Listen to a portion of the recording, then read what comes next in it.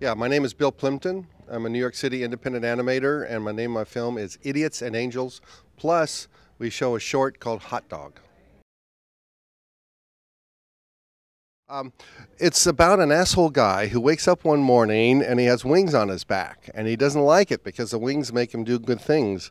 So he's trying to get rid of the wings. He cuts them off. He tries to bound them back, and they won't go away.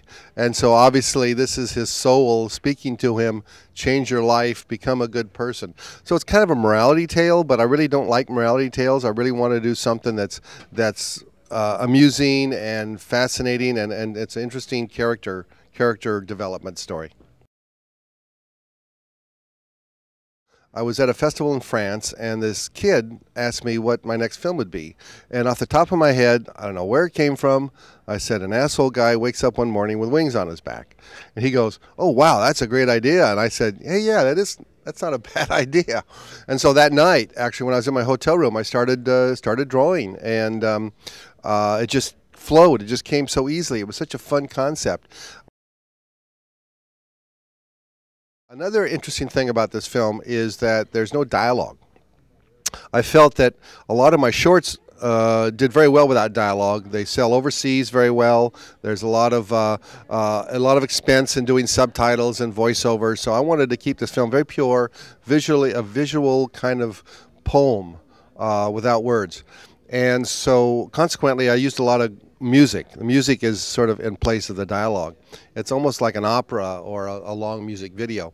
And so I was able to get some really good musicians for this film. I got Larry Campbell, who plays pedal steel for Bob Dylan and Emmylou Harris and the band, people like that. He's very hot.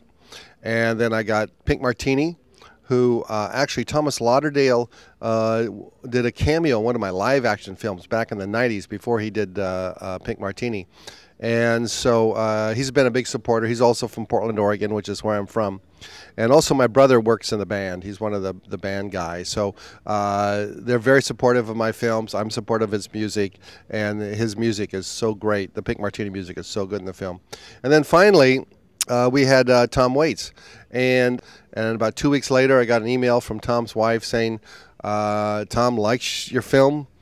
You can use any song you want in your movie." Obviously, I had to pay him, but it was a very reduced rate. And I just feel it says a lot about Tom Waits, that he's not really a big Hollywood money mogul kind of guy. He just wants to do films, programs, songs that appeal to him. I do. In fact, if I could promote my website, plimptunes.com, I talk a lot about what to do if you're a young filmmaker, if you want to be a filmmaker, what sort of films to make, how to get the films out there, how to make money on the films. Also, idiotsandangels.com, we also have a site where I talk about how I made Idiots and Angels. I even, in fact, I took video of me drawing the film. So it's really great for young filmmakers to see how the drawings come together, how animation happens. A lot of people are shocked. They think it's all done by computers now, which obviously it's not. So I think it's a real educational tool for young filmmakers to see, how films are made. This film, we really had very few problems. It was very cheap to make. There was no pressure. No big voices or anything like that. I could just do whatever I wanted in my own time frame. I had no deadline or anything like that. So this was a real breeze to make. In fact, it was such a pleasure to make. Well, there was one trauma, I must say. At one point, I'm good friends with Moby, the musician, and he wanted a song in there. He said, "Oh God, I'd love to have a song in your film," and so he gave it to me for free. We got the song for free, but his publishing company lawyers stepped in and said, "Well, yeah, you can have the song for free, but you got to pay the publishing rights." And that was like $5,000. And that's my whole music budget right there. So that was kind of a heartbreak, because I really love Moby and I really wanted his music in the film, but we just couldn't do it. Well, I've been doing animation for 25 years, so I kind of know what problems to look out for, what problems to stay away from. And so I've sort of, I hate to say I'm a veteran, but I guess I am. I kind of know what my limits are, what my audience wants, and it's almost become routine. I know that sounds really boring, but it's almost become routine now. So it's hassle free. Yeah, I got no pressure. I finance my own films, so no one's going to say, "Oh, you got to deliver by this time," or "Oh, that's going to offend some audience member."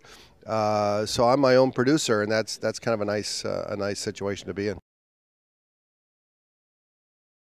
Well, I've loved animation since I was a kid. I remember watching Disney, Wonderful World of Disney on ABC every Sunday night, and I was a religious member of the Mickey Mouse Club. I would watch the show, and I would send in cartoons and draw Mickey Mouse and or Donald Duck and all those people. That was my obsession. So I've always wanted to be an animator. The problem was when I got out of school, which is in the early '70s, animation was dead. There was no schools for animation. There was the only thing that was on TV was Hanna-Barbera, and I hated that. Disney was kind of going out of business, so I felt that this was not a good time to become an animator. So what happened was I became an illustrator and caricature artist and political cartoonist, and so I did that for about 15 years. And then in the mid '80s, animation started coming back. You had The Simpsons coming on. You had MTV. You had the Japanese animation was coming in. You had Roger Rabbit, which is a big hit. So I felt that was a good time to get back into animation. So at that point, I started doing my short films. And lucky for me, my first film called Your Face, which I think came out in '86, was nominated for an Oscar. And so right off the bat, I was like, big. I don't know how else to say it. Everybody knew who I was. I was all over MTV, and the films were a very big success. So it was kind of an easy step to go from there to start making feature films. And I realized early on that when I was doing my shorts, I could make money, a lot of money.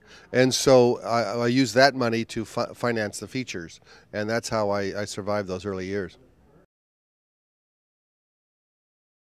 But this film is such a dark, personal, soulful film. Maybe that's why people are responding to it so well. It's different than most of the films out there. It doesn't have a lot of jokes. Not a lot of. There's some sex, but not a lot of sex that I usually have. But it just seems more personal. It seems more Bill Plimpton. It's kind of an indulgent film. And generally, I don't like indulgent films, but I think that's what people are responding to. That it feels like a Bill Plimpton bearing his soul, becoming honest, talking the truth to the people, and that's the only reason I can think that people are loving this film so much. But I think that everybody has a little bit of idiocy in them. I do. I've done a lot of idiotic things. I wish I hadn't. But that's human. That's life, and I think everybody has invisible angel wings on their back. Everybody has the potential to be an angel. They just have to discover their wings, and that's what I think this film is about: is seeing your wings and discovering them, and developing them, making them grow and making them strong. And that's metaphorically what this film is about. First of all, by the organization. I think people are really well organized. Everything I want, I ask for, I get. The screenings are very well organized. There's people, if I ask for something, people get me a table. Like I do a signing, people bring me a table. I love the Roosevelt Hotel. I love the city. I love LA. I go swimming every morning. I do laps in the pool. That's really cool. But I think the main thing is the audience. The audiences are very smart. They really understand film. They understand animation. They've seen my work. They're very appreciative of it. So, of course, the programming's great too. I've seen some really fabulous films here. So, I think it's a festival that I can definitely recommend to all my friends and all my filmmakers, and hopefully they'll come back. And thanks to Audi for sponsoring it.